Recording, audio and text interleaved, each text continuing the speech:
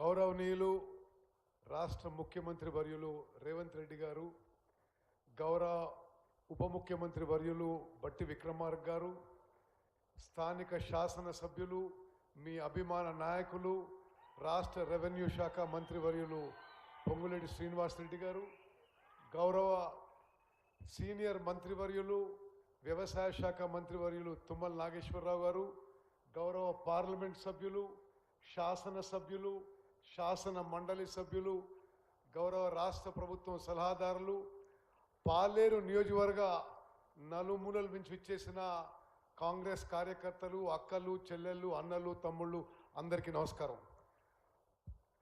ముఖ్యమంత్రి గారు, పాలేరు నియోజకవర్గం నుంచి ఇక్కడున్న కాంగ్రెస్ కార్యకర్తలు, నాయకులతో నాకు వ్యక్తిగతంగా 3 దశాబ్దాల సంబంధం. మరి పాలేరుకు ఆనుకున్న కోదాడు నియోజకవర్గం నుంచి నేను నా సతీమణి గత 10 సార్ల 7-8 సార్ల శాసనసభ్యునిగా ఎన్నికైనాం. మరి పాలేరు వాగుకి ఇటు పాలేరు నియోజకవర్గం, అటు కోదాడు నియోజకవర్గం. మరి ఇక్కడికి విచ్చేసిన అక్కలు, చెల్లెళ్ళు, అన్నలు, తమ్ముళ్ళు మీ అందరినీ కలవడం ఎంతో సంతోషకరం అని చెప్పి నేను మనవి చేస్తూ, మరి ఇరిగేషన్ శాఖకు సంబంధించిన 2-3 విషయాలు మనవి చేస్తాం.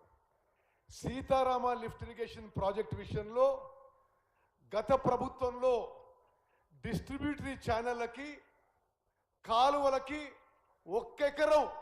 ఒక్కెకరం భూసేకరణ చేయలేదు, ₹1 ఖర్చు పెట్టలేదు.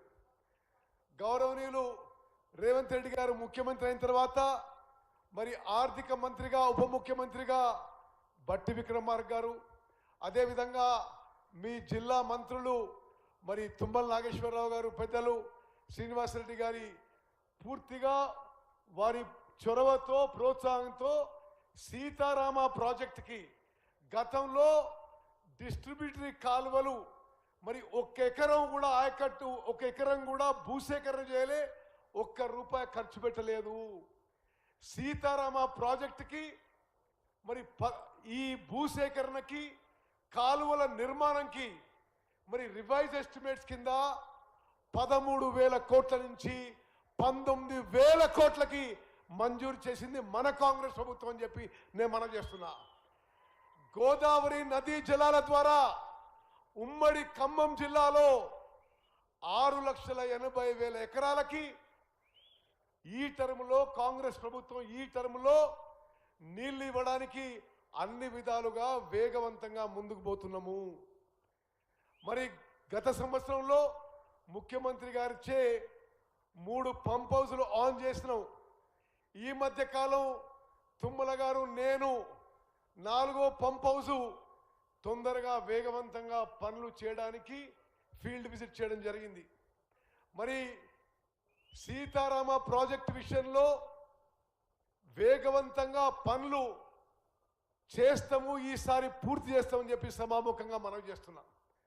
అదేవిధంగా గోదావరి నదీ జలాల విషయంలో ప్రతిపక్ష బీఆర్ఎస్ పార్టీ 10 ఏళ్ల పాటు గోదావరి నదీ జలాల విషయంలో పూర్తిగా నిర్లక్ష్యం చేసి, మీ సీతారామ ప్రాజెక్టుకి మన కాంగ్రెస్ ప్రభుత్వం వచ్చిన తర్వాత, మేము అధికారంలో వచ్చిన తర్వాత అంతకుముందు నీటి కేటాయింపు కూడా లేదు. 67 టీఎంసీల నీటి కేటాయింపు సీతారామ ప్రాజెక్టుకి మన ప్రభుత్వం వచ్చిన తర్వాత కేటాయించిన విషయం కూడా మీ అందరికీ మనవి చేస్తున్నాం. అదేవిధంగా ఈరోజు ముఖ్యమంత్రి గారితో శంకుస్థాపన చేయించిన మూనేరు పాలేరు లింక్ ద్వారా మరోమారు మీ అందరికీ దాని ద్వారా జరిగే లబ్ధి గురించి ఒకసారి మనవి చేస్తున్నా. సీతారామ లిఫ్ట్ ఇరిగేషన్ ప్రాజెక్టు పరిధిలో ప్రతి సంవత్సరం విద్యుత్ వ్యయాన్ని 120 కోట్ల మేరకు తగ్గిస్తుంది. అదేవిధంగా ఖమ్మం జిల్లాలో పాలేరు రిజర్వాయర్ కింద ఉన్న ఎన్ఎస్పి పరిధిలో 135,000 ఎకరాల ఆయకట్టు స్థిరీకరణకు, స్టెబిలైజేషన్కు ఉపయోగపడుతుంది. ఖమ్మం మరియు సూర్యాపేట జిల్లాలోని పాలేరు రిజర్వాయర్ పై భాగంలో ఉన్న 40,000 ఎకరాల ఆయకట్టు స్థిరీకరణ. అదేవిధంగా పాలేరు రిజర్వాయర్ ద్వారా భక్త రామదాసు లిఫ్ట్ ఇరిగేషన్ పథకం DBM 60 ద్వారా SRSP ఫేజ్ 2 ఖరీఫ్ పరిధిలోని 76,000 ఎకరాల ఆయకట్టుకి అదనపు నీటి సరఫరా. మరి అదేవిధంగా చివరిగా మిషన్ భగీరథ పథకం కింద పాలేరు రిజర్వాయర్ నుంచి కేటాయించిన ప్రతి సంవత్సరం 4.7 TMC తాగునీటి అవసరాలను ఖమ్మం, మహబూబాద్ మరియు సూర్యాపేట్ జిల్లాలకు అందించడం జరుగుతుంది. మిత్రులారా, పాలేరు నియోజకవర్గానికి ఈరోజు ఒక చారిత్రాత్మక మరి సందర్భం అని చెప్పి మనం చేస్తున్నా. ముఖ్యమంత్రి గారు శంకుస్థాపన చేసిన ఈ మూనేరు పాలేరు లింక్ పథకం ద్వారా 1 సంవత్సరంలో పూర్తి చేస్తాం.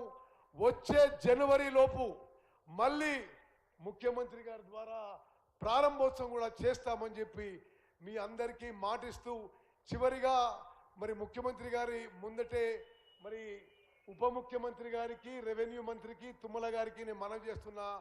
సీతారామ ప్రాజెక్ట్ విషయంలో, భూసేకరణ విషయంలో, అదేవిధంగా పనుల విషయంలో, నిధుల కేటాయింపు విషయంలో మనం అందరం కలిసి పనిచేసి మరింత వేగవంతం చేయాలని చెప్పి మీ అందరికి కూడా నేను అప్పీల్ చేస్తూ ముగిస్తున్నాను. జై హింద్, జై కాంగ్రెస్. సంతోషం. ఉత్తమన్న, గౌరవ కాంగ్రెస్ కుటుంబ సభ్యులందరూ